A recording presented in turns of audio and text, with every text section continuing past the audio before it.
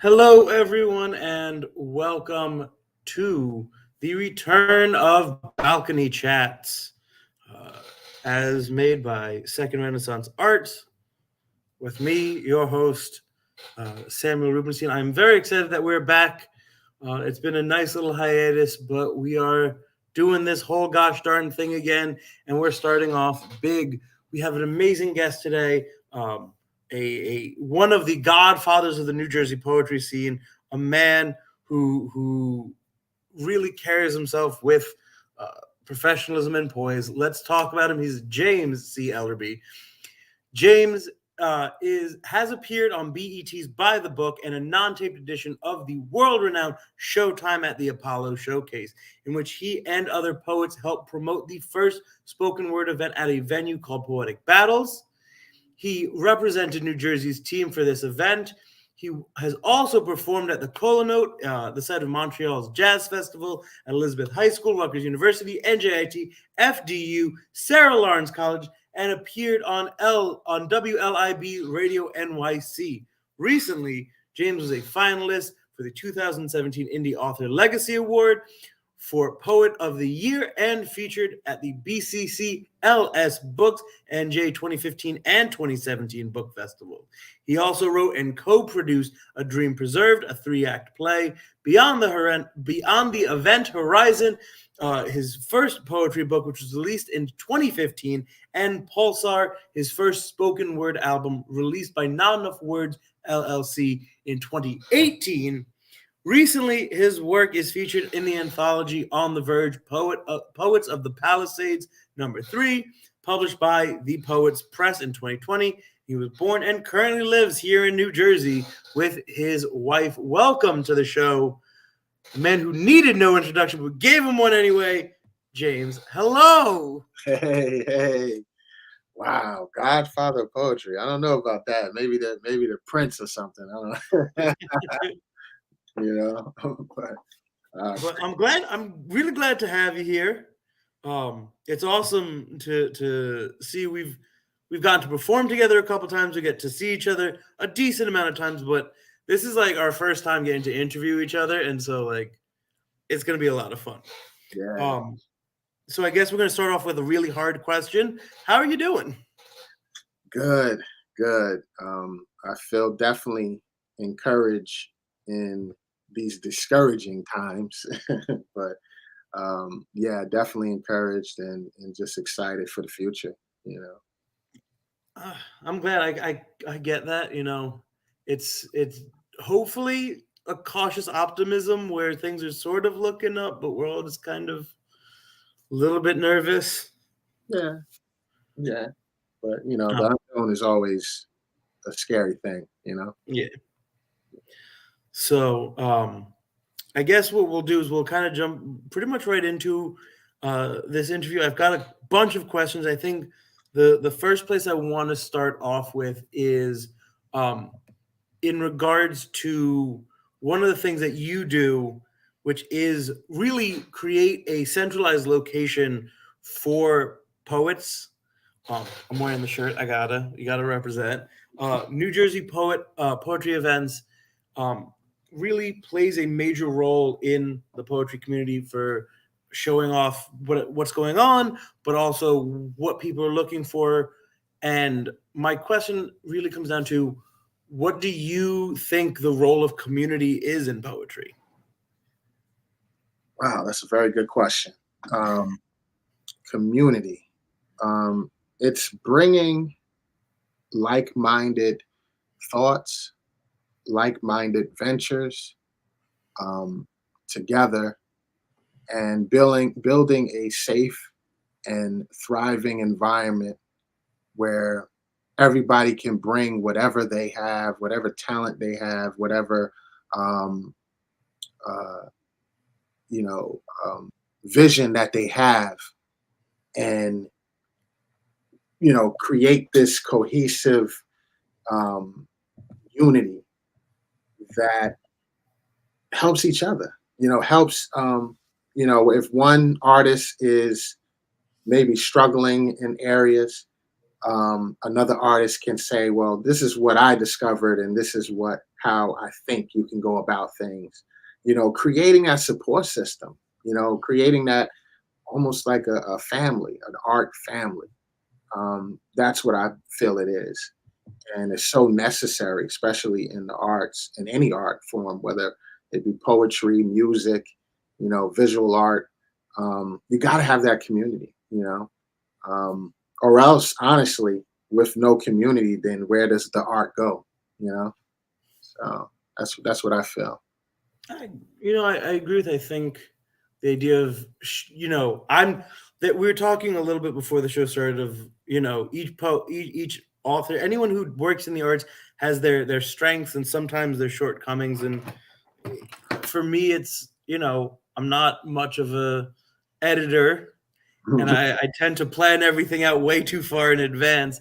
And so for me, one of the lucky things was meeting someone who can work and edit and who is a little bit more realistic and grounded. I think that is a big part of where the community thrives, is that we get these chances to work with people who have some strengths that we don't even think of, and some that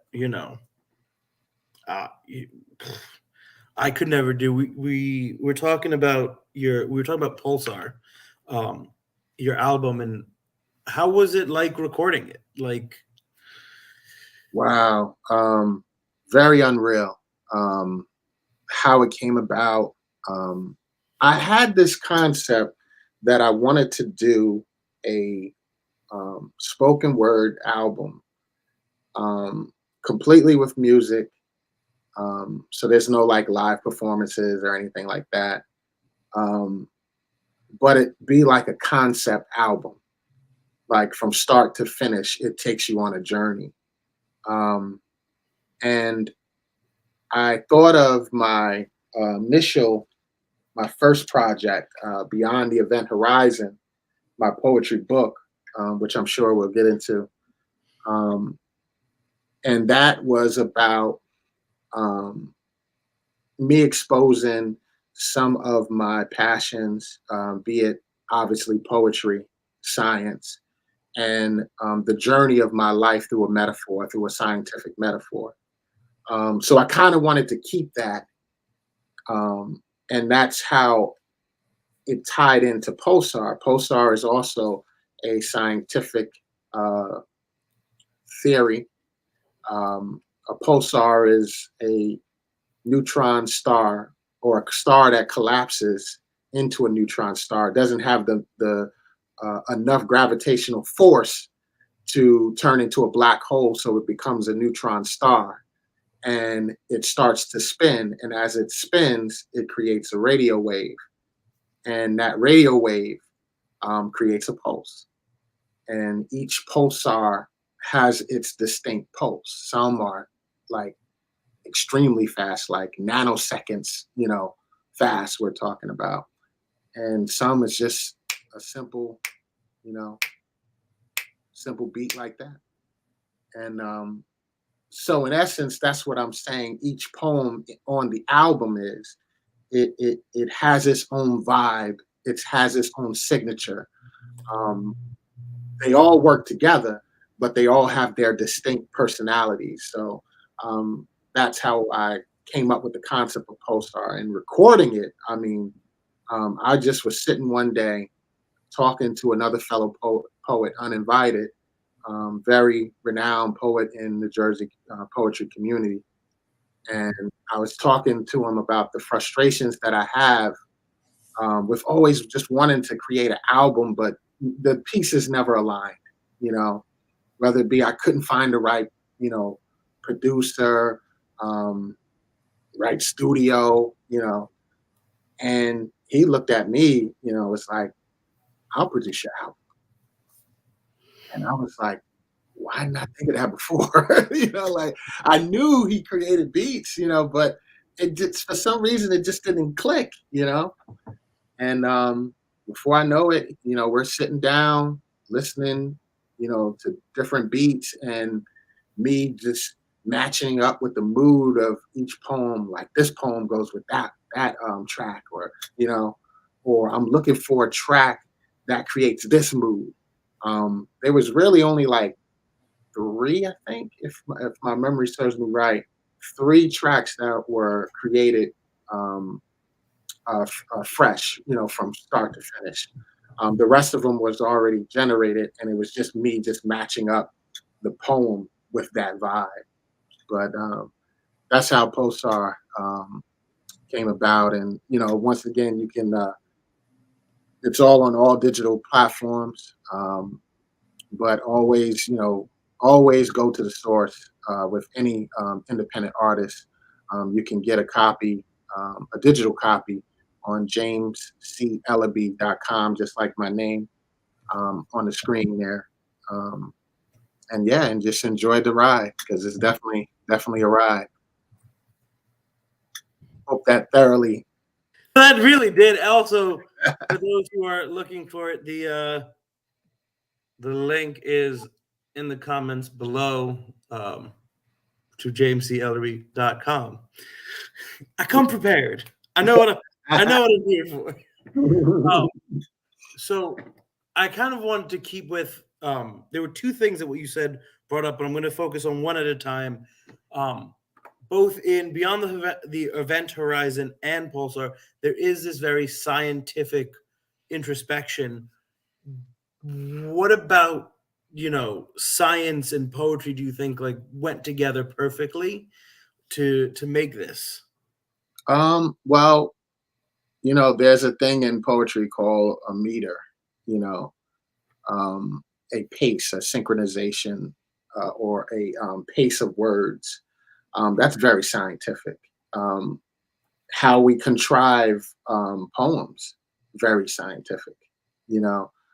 Science encompasses everything. It's in some shape or form, like a poem got to have a certain amount of stanzas. If you're writing in stanzas, or if you're writing a haiku, there's a science to all of that. Art is science. It's to me, it's always been there. We might not have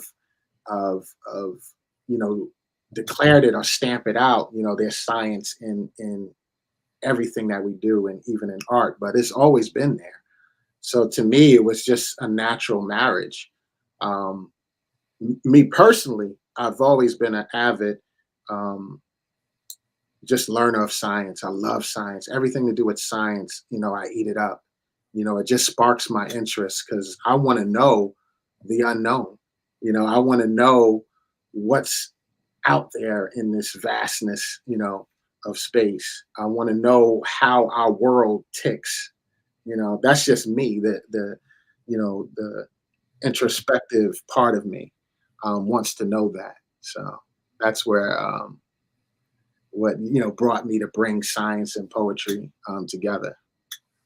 Okay, unrelated question, but I have to ask: do you have a favorite like fun science fact? Man, because like I don't know. It just as soon as you said it. Well, wow, there's so many. Like there's actual particles in the universe that come in and out of space. They're called quirks, and they're still trying to study. They're still trying to study, like like where are they going? Where they're going to. I mean, they literally just, it's like they pop in our dimension and then go out into another one, and then they pop right back in.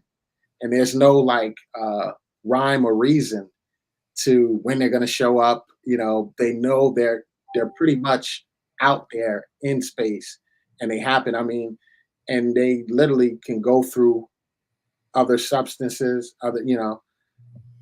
that to me, that just boggles the brain. Like, wow, like, something that they just don't know popping up out of nowhere. That's something about that is both like very cool to me, and then somehow weirdly like ominous. I'm just like, yeah, oh, that definitely means there's something else out there that I don't know about. Exactly. Exactly. And that's to me that, it either scares you or just makes you in awe of it, in awe of everything. I feel like, I mean, personally, it's a bit of both, but like, um, so I want to switch gears because we've been kind of talking around the book, but we got to get into this book. Beyond the Event Horizon, you have the new cover. I have the first edition cover. Both good. Same So it came out in 2015. It's still a fun one to read. And I, in preparation for this, recently picked it up and kind of gave it another look through.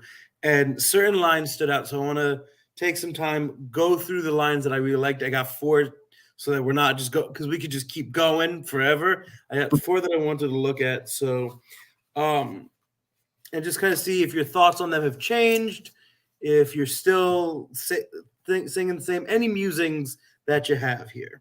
So the first one is from the poem "A Few Moments," and it's the last 3 lines. Love does hurt when you can't go back and change those few moments. I just does that still ring true to you? What are your thoughts on that line from then to now? Absolutely. Life is it's just an experience, a fleeting experience, and if you don't take advantage of every minute, just every moment, you'll wonder where that moment went, and sometimes you'll beat yourself up, wondering how things would have panned out a different way. I mean, it definitely holds true. That poem specifically is talking about my grandmother and me being a child at the time and having access to just a whole reality in one human being that's been here for centuries. And that's a lot. That's a lot of experiences, a lot of information. And me being so selfish not to really tap into that like I should have.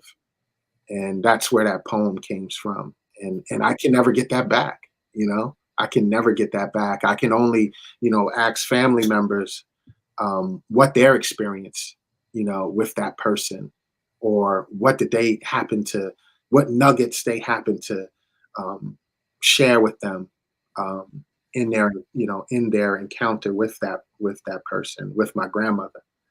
And I can never get that back. Yeah. So it definitely holds true. Yeah.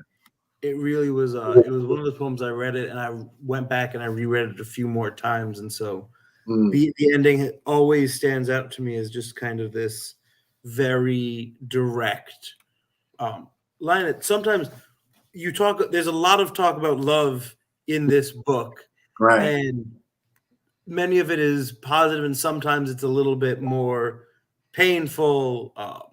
And so I wanted, where there's a few more that we're gonna use the word love. So just literally the next one is the opening line to another love poem. This is not another love poem, because love only lives in hearts willing to accept it. Is that one of those lines that you think still holds true? Does love only go for those willing to accept it? Yeah, because I mean, it's one that you have to be ready for. Love, you have to be ready for love. You have to be opened for love, or you'll miss it, or you think it never existed, Like, it's one of those things that you have to be present, in order to receive. It definitely holds true. Can't believe I was that young having that much introspective. I mean, we're talking like, that was late. That probably was senior year, high school. Yeah. That's better than what I wrote in high school. I'm kind of mad about it. I was writing in high school was not that like deep or well thought out. I was writing bad puns. Wow. Yeah, I was something back then, I tell you.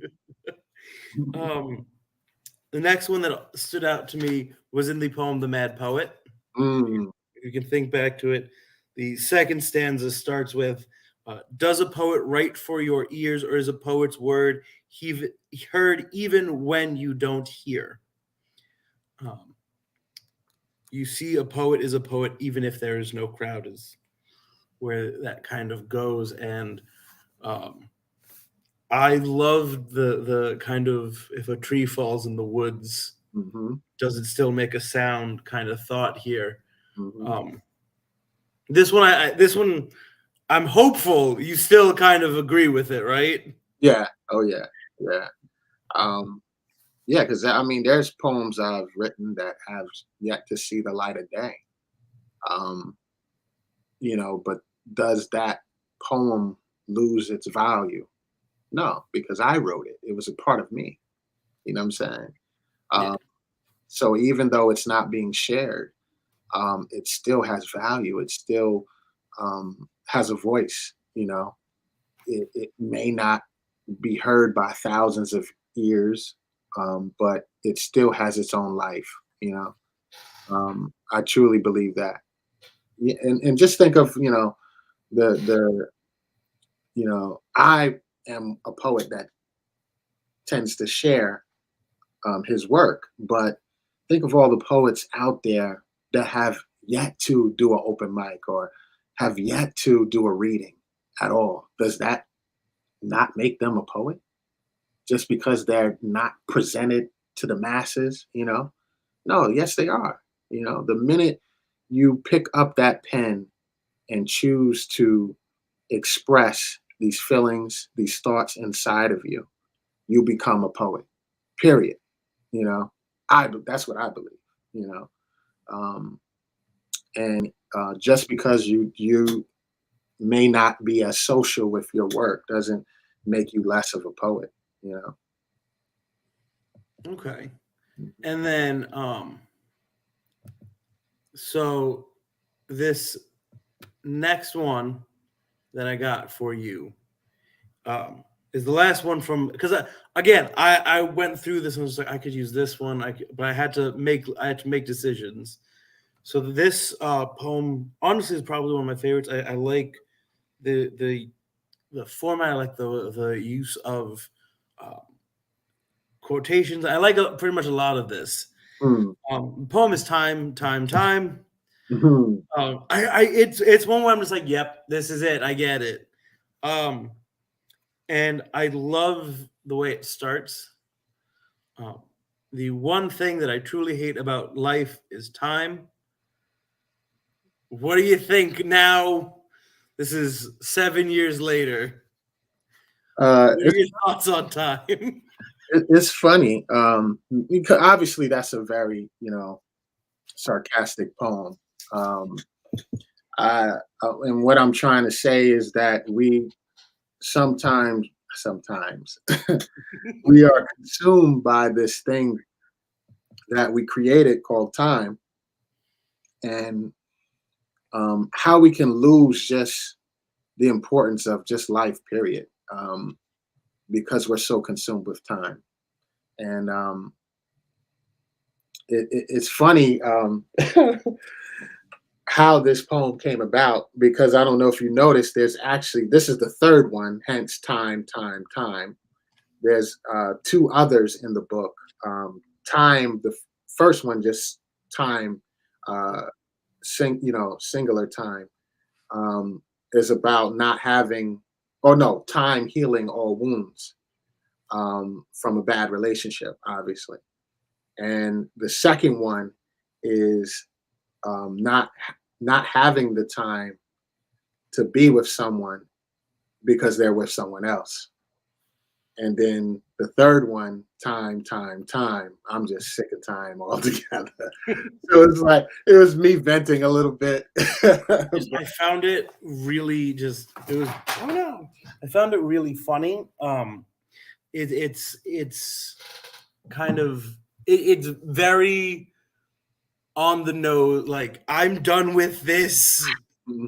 And so I love the way that it starts, and it kind of just it does something that I think a lot of poets are a bit nervous to do. Is it plays a lot with its format, its structure, and creates a very visual piece. And there's a few in the book that I think does that. Why do you think it's important for your poems to have a distinct look to them, or is it not? Um, as far as like look, as far as like physically on the page, or just like the texture of the poem, the Oh gosh, I wasn't expecting a follow-up question. I mean, well, I always find, so I love the way a poem can look on a page, because those are all decisions that you make, right. and I think that in a way does play into the kind of texture, the way the poem feels. Right. And so, looking at the physical look, do you think it's something that you put a lot of time into? Do you put a lot of thought into? Well, yeah, because keep in mind, I'm more of, I like to say I'm a hybrid, but I am a spoken word artist. And the challenge is the same emotion, the same texture that I'm able to display physically and performance-wise with my whole being, you know. I'm not able to do that, or, you know, obviously, because it's two-dimensional on paper. So now you have to translate that onto paper. And the only way to do that is these little structured techniques and so forth, to let the person know, okay, I'm pausing here, I'm creating emphasis here. You know, that's the only vehicle that you have in order to create that same texture, that same feel that you would normally get when you're actually performing it out. You know, so, you know, that's why you'll see a lot of that throughout the whole book, because this is made obviously to be read. I can perform them as well, but how do I convey, you know, how do I convey to the audience what I'm actually feeling, the pace of the poem, you know, how it's supposed to be read, if I don't add like little techniques like that throughout, you know, throughout the poem. Yeah. I personally feel the same way. I do. If you, that's exactly what I'm like. I need you to know, like, the way I wanted you to read it Right. needs to be the way that, you know, Absolutely. you'd see if you were to see me. Speaking of performances, you're a delight to see, like, live. If you've not watched yourself live, you should. Not like, if you've not seen it, there's a way that you carry yourself in performance that is very much a way to take over the room, and it makes people have to hear your message, and it's not something that everyone does naturally. So for someone who maybe is starting out, going to their first open mic, or, you know, someone who maybe they do a lot of readings, but they're trying to get over that nervousness on stage, what do you think is the best advice for them? To relive your poem. What, you know, the emotion that you felt, the experience that you're trying to recapture, be reconnected to that. And that's all. I just get lost in the words. I don't practice any, you know, like any gestures or anything, whatever. I just take myself back to that moment where when I wrote that poem, and just let it just live through me throughout my whole, you know, being at that moment. and that's what comes out, you know.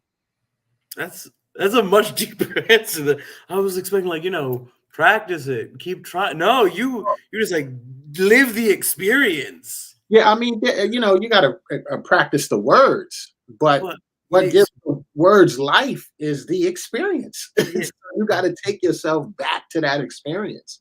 You can't. I mean, to me, if you try to rehearse that, then it'll come off as contrived.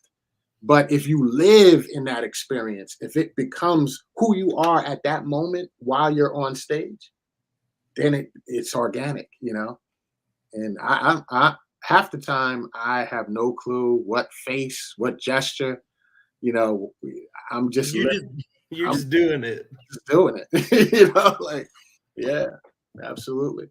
Okay. So now is a section where we're gonna do a little speed round. If you're ready, I will let you mentally prepare yourself.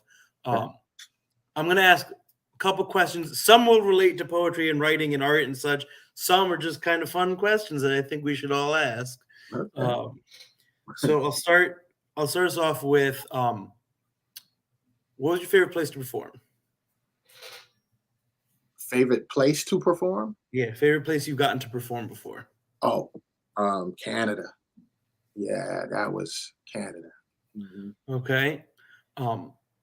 Your favorite food? Oh man, I got so many. Spaghetti. Okay. Who should we be listening to musically right now? Whoa. Off the top. Who I'm constantly listening to. Oh man, that's a hard one. I have so many. Oh man, that's so hard. I'm trying to think of like someone that I play like constantly. I'm like spoiling this. It's fine. Miles Davis.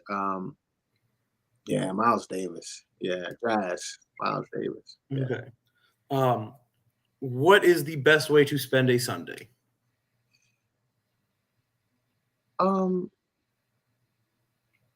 Where or what or doing? Like, your favorite way to spend a casual Sunday? Reading. Yeah, reading. Yeah. You planned it. What you currently reading? It's like you knew what the next question was, and you just set me up perfectly. I'm currently reading. I'm reading a bunch of books, but the one I'm like really into is the 48 Days to the Work You Love by I forget the author's name. I forget the author's name. But it's 48 Days to the Work You Love. Yeah. It is Dan Miller. Dan Miller. Yeah, Dan Miller. Yeah. Is there a poet right now that you think everyone should be looking out for? There's so many, but I'm really liking what I'm seeing from MI. MI doing some good stuff. I've gotten to see him perform a couple times and talk with him, and I can agree with that. Yeah. Is there a poetry event that everyone should go to at least once? Yes, Evolute Culture event. Yeah, they're really doing some good things, especially in the Newark poetry community. They're just, they're really looking forward to where poetry should go. Yeah, so you got to go to one of their events, definitely. Very cool. Shout out to MI and Don Krypton. Yeah, this is a 2-in-1 special right there. Yeah, Battles too. Shout out to him. And I think I got everything. Yeah, I think I got everything there. There was one where I think I might have forgot it, but we're okay. So we got a little bit more time before we let you go. So I got one question for you about something that you host. You and Amira host When People Speak. Yeah. And you want to tell us a little bit about it, so that first off, for those who don't know about it, and then I'll have my follow-up question first. Definitely. When People Speak is a virtual show that Amira and myself host. It's on the last Thursdays of every month. And it came about because Amira actually is the founder of When Women Speak. And originally it was a brick and mortar show, a physical show, exclusively for women to express their words in a safe environment, and has now transitioned into not just a virtual platform, but also a touring platform. So Amir is doing some phenomenal work with that, creating a poetry community exclusively for women. And we were just talking about different things, and she brought up the point that there needs to be especially in this virtual climate, we're talking like early into the pandemic, and poets trying to navigate this whole new, I hate to say norm, but that's the only word I can think of. This whole new experience, this new paradigm of where we're at and how art fits into all of this. And we pretty much came to the conclusion that it has to continue in some shape or form, whether it be virtually or whatever. And there needs to be a vehicle for people to express themselves freely, express their truth, their mission, or whatever's on their mind. And that's how When People Speak came about. And I thought it would be nice to, or we actually both thought it would be nice to dive a little deeper in exposing or allowing the poet or the artist to expose who they are as a person, like what makes them tick, how they came about creating the art. Because I know when I get into a poet, I want to know, okay, who are you as a person? I want to know, where did it all come from? Where did you see your place in this genre called poetry? And where you see things in the future. That's me personally. I always want to know that for every poet that I meet, because I'm so passionate about it. It means so much to my life. I don't know where I would be if it wasn't for poetry. So that's how When People Speak. I know that's a long. No, but in answering that, you answered one of my follow-ups, and that's okay. It's the idea of, I was going to ask a lot about what role do you think virtual shows play in performance and art right now? And you pretty much said we need a place, whether it's virtual or not. Yeah. And I think it's a really big and true thing. But keeping into the same idea, one of the things that I very much enjoy about when People Speak is the interviews afterwards. Do you have an artist that stood out as an interview that you enjoyed? Someone who brought up something you didn't think of? Is there any artists that stand out? Two. One was fairly recently. We had the pleasure of having a New York pillar in poetry by the name of Ngoma Hill. That poet, first of all, for us to have him is an honor, because he's considered a vet. I consider him a vanguard poet, one of those poets that is so important. I believe he is a modern day griot in African American history or African history.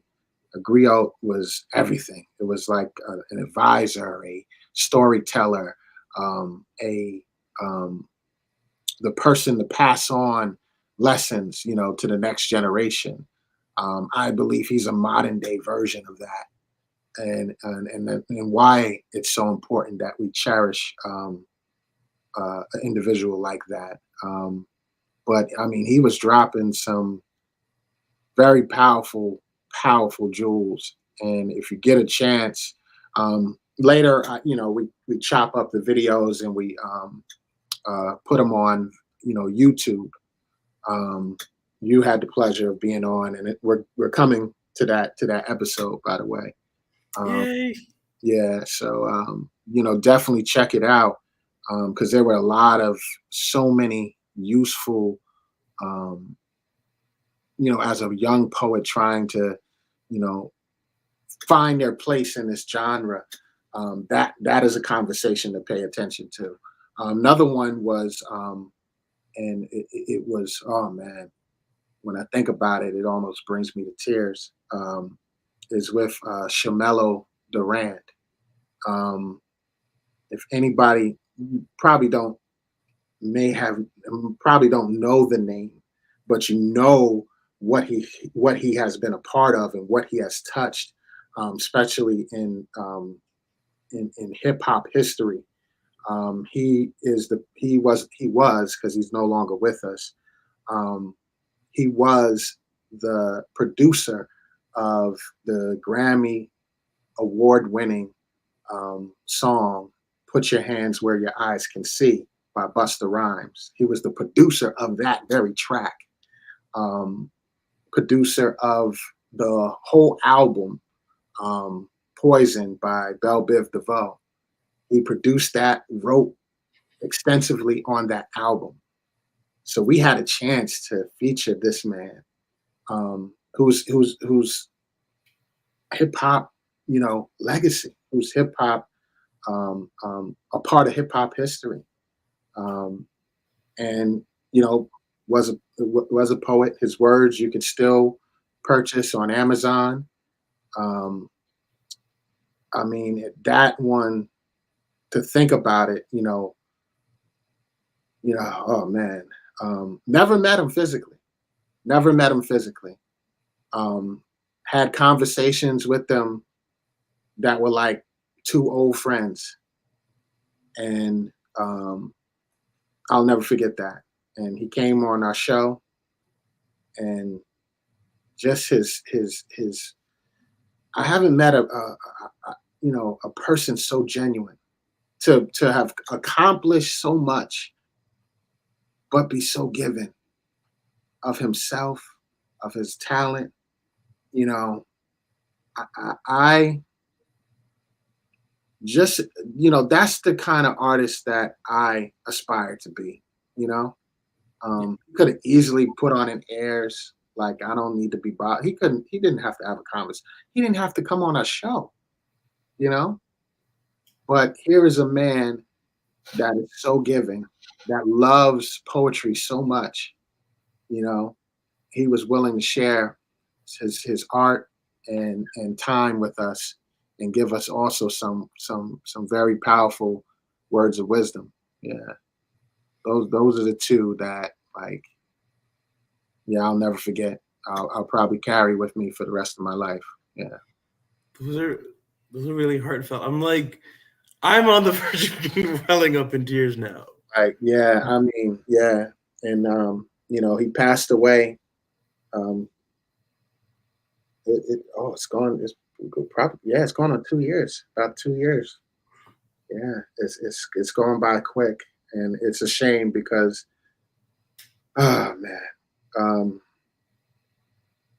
You know, especially reading his book. Amazing, amazing, like his journey. And yeah, the art is gonna miss him. The art is gonna miss him. Yeah.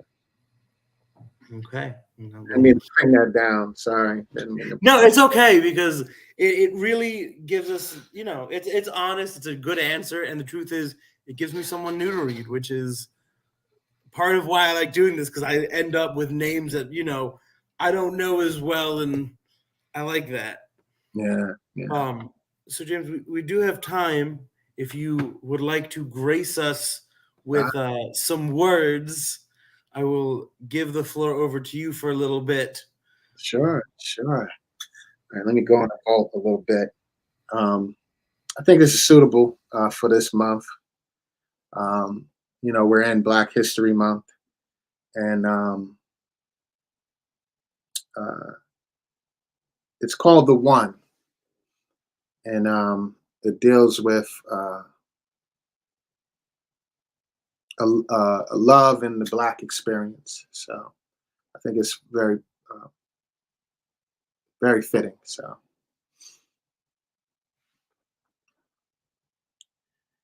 it's not that she doesn't care. It's more like she cares too much. But it seems as if she has the whole earth on her shoulders.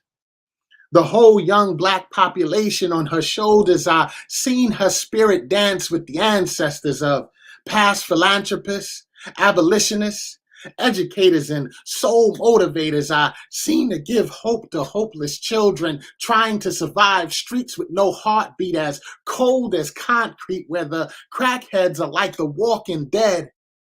And Thursday nights are gang initiation nights. These children have no choice but to fight. And she is the light in their tunnel vision eyes. No mountain of adversity, no mountain of doubt blocks her path. Her purpose was written amongst the stars, solidified by her actions. Thus, she is God's gift to our race. And even though she may face trial after trial, struggle after struggle, I know she will survive. She keeps my hope alive, for I bear witness to her greatness, which is love. And when I'm in her presence, all I feel is love. She's like a modern day Harriet Tubman, bringing our children to the promised land. And she may deny her strength, but I don't. She may forget about our past, but I won't. For it's etched in my mind. I find comfort in her. Because in this black hole of a world, she is the new horizon at the end of an event horizon. She is my walk through heaven after a walk through hell. And when she walks, she sings Dizzy Gillespie's A Night in Tunisia with every step in. As she probes my mind, she telepathically opens my mind to her divine. And she can walk through 1,000 landmines, and I would protect her. She could let her tears saturate in me, so like Sade, she would feel no pain and could lose the whole world but have me to gain. I've seen countless people thrive off her energy. She brings symmetry to this world of chaos and this. No wonder why I love her. And it's because of this love I would go to the chair for her. You see, this love burns eternal. She sends an inferno through me as she soothes me with every seductive tone. And every chromosome in my body believes she is the one for me. She is the teacher and my best friend, all entwined. She is the hope, the desire, all in my mind. My Asada Shakur, my Betty Shabazz, my Alice Walker, all in one. And every day I'm striving to be her Malcolm X, her Langston Hughes, her David Walker, just to name some. I want us to have no endings, only new beginnings, whether in friendship or in love, body and mind, heart and soul, we will always be inseparable. The one.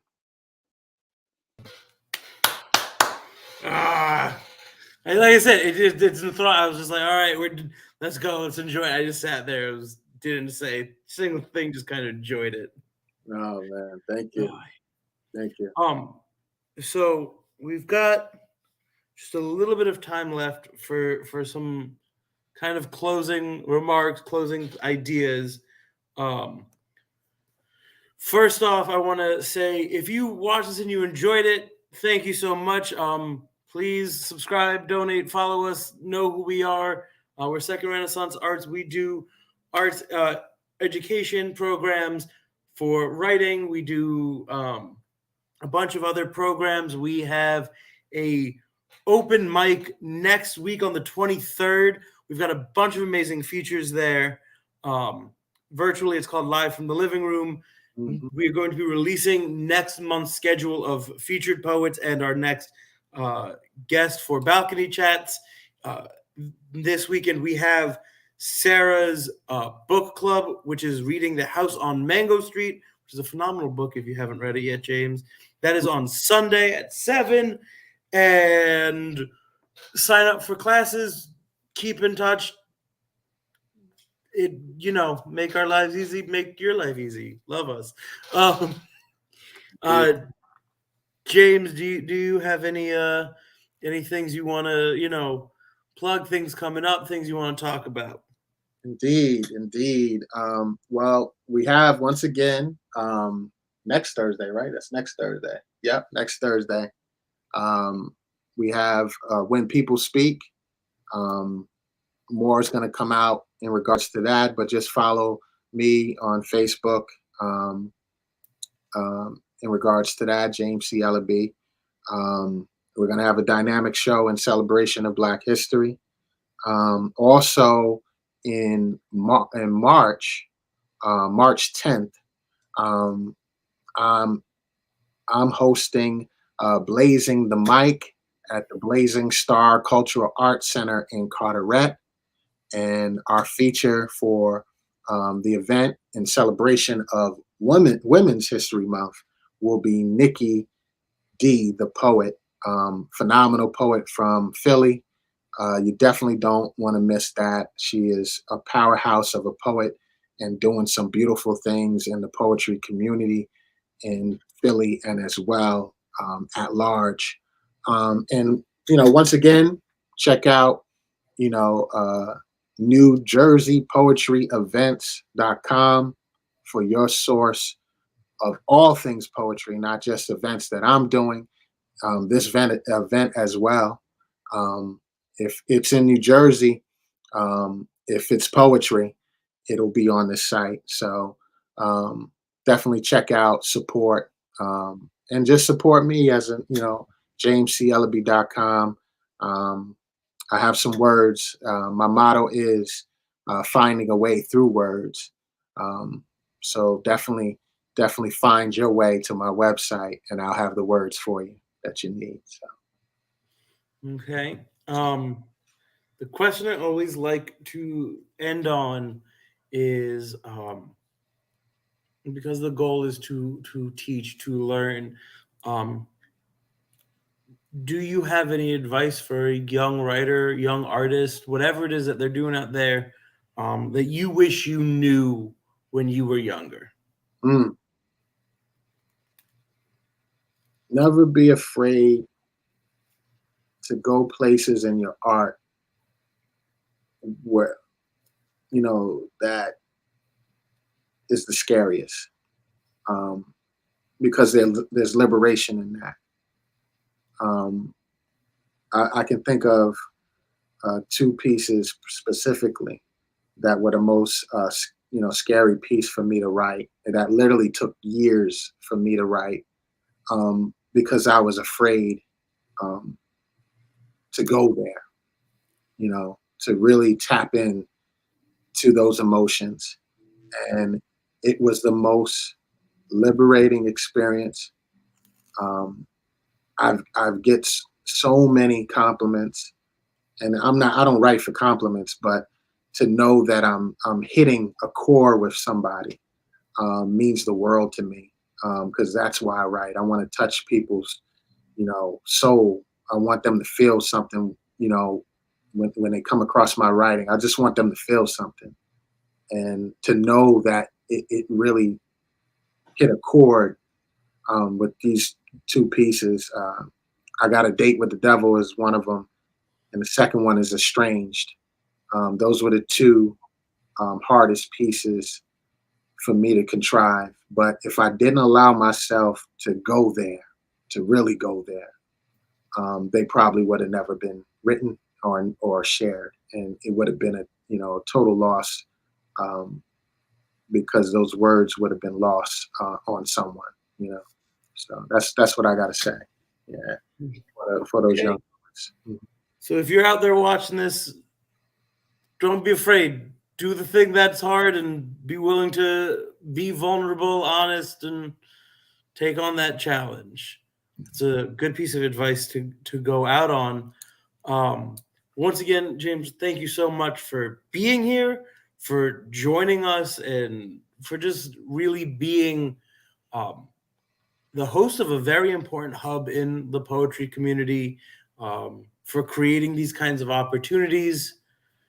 It really does do a lot for a lot of poets. I know New Jersey's really bringing this poetry scene back even more post-COVID, and having a place where we can find everything has been beyond helpful. And having a person who is very much dedicated to seeing this community grow, such as yourself, means more than you could even know. So thank you again for being here. This has been a phenomenal. Thank you. Likewise. So for those, this has been Balcony Chats episode 5 with James C Ellerbe. Thank you so much, and we will see you next month.